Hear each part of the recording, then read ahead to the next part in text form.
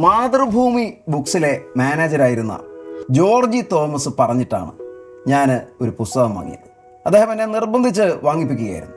പുസ്തകത്തിൻ്റെ പേര് ഒരു പെയിൻറ് പണിക്കാരൻ്റെ ലോകസഞ്ചാരങ്ങൾ. എഴുതിയത് ഒരു മുഹമ്മദ് അബ്ബാസ്. പെയിൻറ് പണി മുതൽ 1,000 പണികൾ എല്ലുമുറയെ ചെയ്തിട്ടും പല്ലുമുറിയെ തിന്നാൻ ജീവിതത്തിൽ ഇന്നേ വരെ സാധിക്കാത്ത ഒരു സാധാരണ മനുഷ്യനാണ് മുഹമ്മദ് അബ്ബാസ്. ജീവിതം കൂടം കൊണ്ട് അയാളുടെ തലക്കിട്ട് അടിച്ചുകൊണ്ടിരുന്നപ്പോഴും അയാൾ വിശ്വസാഹിത്യ കൃതികൾ വായിച്ചുകൊണ്ടേയിരുന്നു. എന്നിട്ട് ആ വായനയുടെ അനുഭവങ്ങൾ കുറിച്ചു വെച്ചുകൊണ്ടേയിരുന്നു.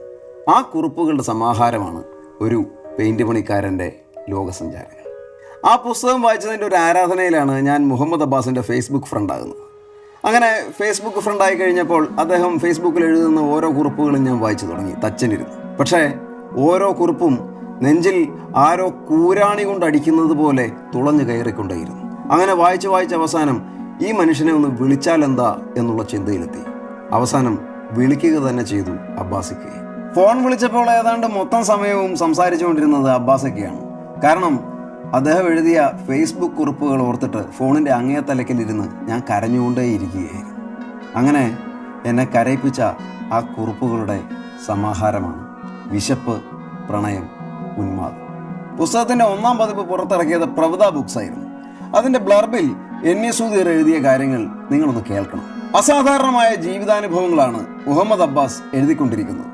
അവയിൽ ഞാനൊരു പച്ചയായ മനുഷ്യനെ കാണുന്നു. അബ്ബാസിന്റെ വേദനകൾ ഭാഷയിലൂടെ പ്രവഹിക്കുമ്പോൾ എൻ്റേതു കൂടിയാവും. വേദനയുടെ ഭാഷയാണ് അബ്ബാസിന്റെ ഭാഷ. മനുഷ്യജീവിതത്തിന്റെ ആഴവും പരപ്പും കാണിച്ചു തരുന്നവയാണ് ഈ കൃതിയിലെ കുറിപ്പുകൾ. അവയെ കുറ്റബോധത്തോടെ മാത്രമേ എനിക്ക് വായിക്കാൻ കഴിയൂ. കാരണം എൻ്റെ കാലത്ത് ഒരു സഹജീവിക്ക് ഇത്രയും യാതനകൾ അനുഭവിക്കേണ്ടി വരുന്നുവെങ്കിൽ സാമൂഹ്യജീവി എന്ന നിലയിൽ ഞാനും കൂടി അതിന് ഉത്തരവാദിയാണ്. ഇതിൻ്റെ വായന ഞാനെന്ന മനുഷ്യനിലെ കാപട്യത്തെയും അഹങ്കാരത്തെയും ഒരു പരിധിയോളം ഇല്ലായ്മ ചെയ്യും. വിശപ്പ്, പ്രണയം, ഉന്മാദം ഇപ്പോൾ പുറത്തിറക്കുന്നത് മാതൃഭൂമി ബുക്സാണ്. അതിന് പിന്നിൽ പ്രശസ്ത മാന്ത്രികൻ ഗോപിനാഥ് മുതുകാട് ഇങ്ങനെ പറയുന്നു: എന്തൊരു എഴുത്താണ്! ഓരോ വാക്കും ഹൃദയത്തിലേക്ക് ഇങ്ങനെ തുളച്ചു കയറുകയാണ്. മുഹമ്മദ് അബ്ബാസിന് മലയാള ഭാഷ അറിയില്ലായിരുന്നു. പിന്നെ മലയാളം പഠിച്ച് പുസ്തകം എഴുതാൻ തുടങ്ങി. വല്ലാത്ത എഴുത്ത്. ഈ പുസ്തകം വായിച്ച് ഞാൻ അബ്ബാസിനെ വിളിച്ചു. അബ്ബാസ് പറഞ്ഞു, എനിക്ക് സാഹിത്യമൊന്നും അറിയില്ല, അതുകൊണ്ട് എൻ്റെ ഉള്ളിൻ്റെ ഉള്ളിൽ തോന്നുന്നത് ഞാൻ വാരി വലിച്ചെഴുതും. ആ വാരി വലിച്ചെഴുത്ത് ഉള്ളിൻ്റെ ഉള്ളിൽ നിന്ന് വരുന്നതാണ്. വല്ലാത്ത പുസ്തകം. എൻ.എ. സുധീർ പറഞ്ഞതോ മുതുകാട് പറഞ്ഞതോ ഞാൻ കരഞ്ഞതോ ഒന്നും ഒരു പുസ്തകത്തിൻ്റെ മൂല്യത്തിൻ്റെ മാനദണ്ഡം അളക്കാനുള്ള കോലായിട്ട് കരുതേണ്ടതില്ല.